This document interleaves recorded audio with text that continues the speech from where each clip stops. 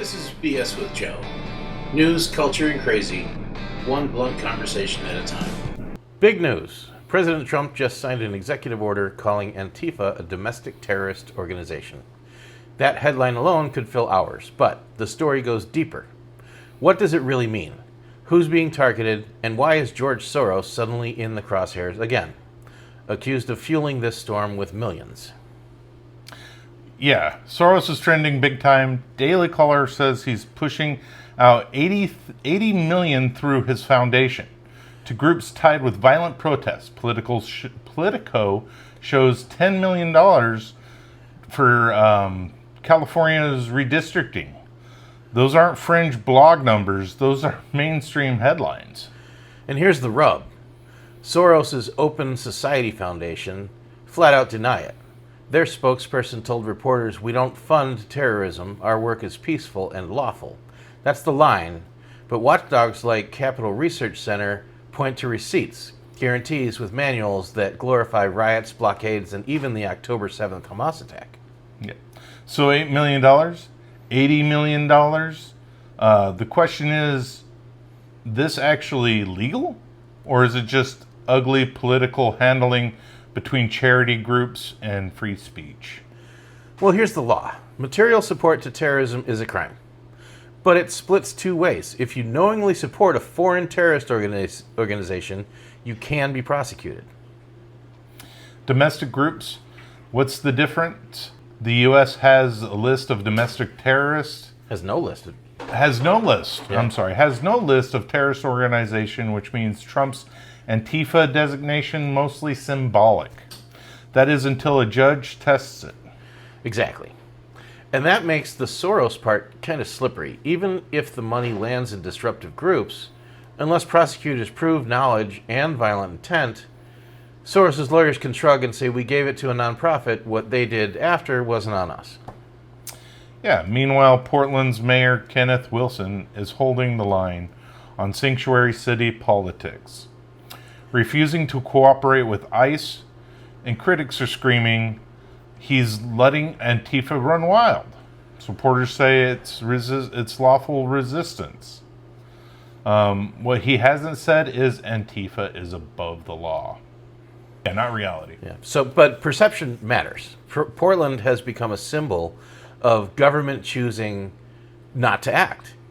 And that fuels the national firestorm. Every riot clip, every masked protester, it feeds the "why won't they arrest them" narrative. Yeah, and then this Dallas, Texas sniper opens fire on an ICE facility. 2 detainees are killed and a third one casually wounded. No ICE agents hit though, and the sniper took his own life.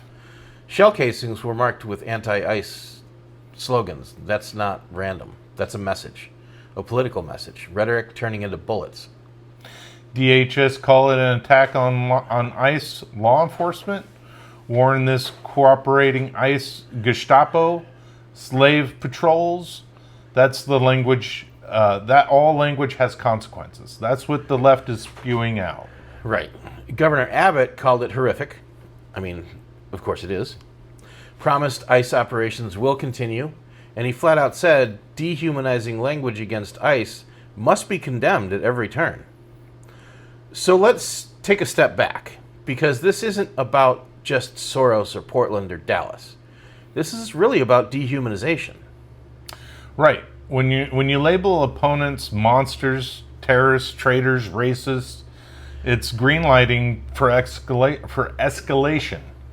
Once people are not seen as human or less than human, violence feels justified to them. Right. And the kicker, institutions don't show remorse. They double down every time they're caught. Like Jimmy Kimmel on ABC. Exactly. They just spin harder, whether it's demonizing conservatives or demonizing liberals. I mean, that tells us that power matters more than repair.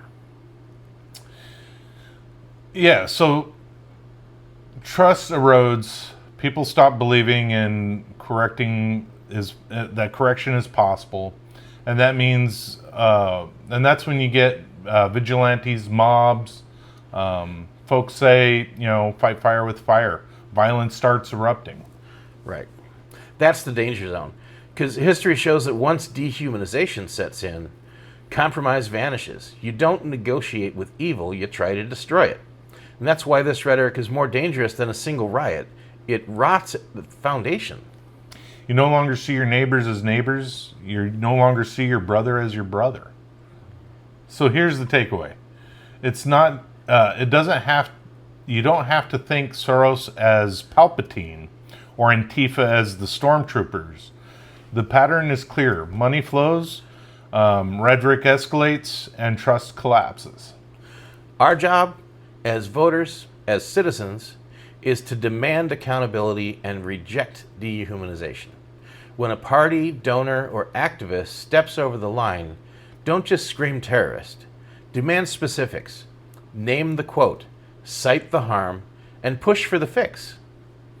Just like videos of Charlie Kirk. People are pushing that out, and they can't find anything of him being racist or otherwise, unless they're doctored or edited videos. Right. Because if humanization or dehumanization runs unchecked, it won't stop at Antifa or Soros or Trump.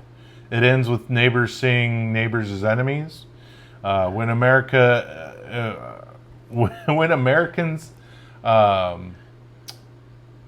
experiment really is on the brink. When the American experiment is on the brink, yeah. Right. So, hot topic, high stakes, stay sharp, stay human. This is BS with Joe and Brad. That's it. All right, so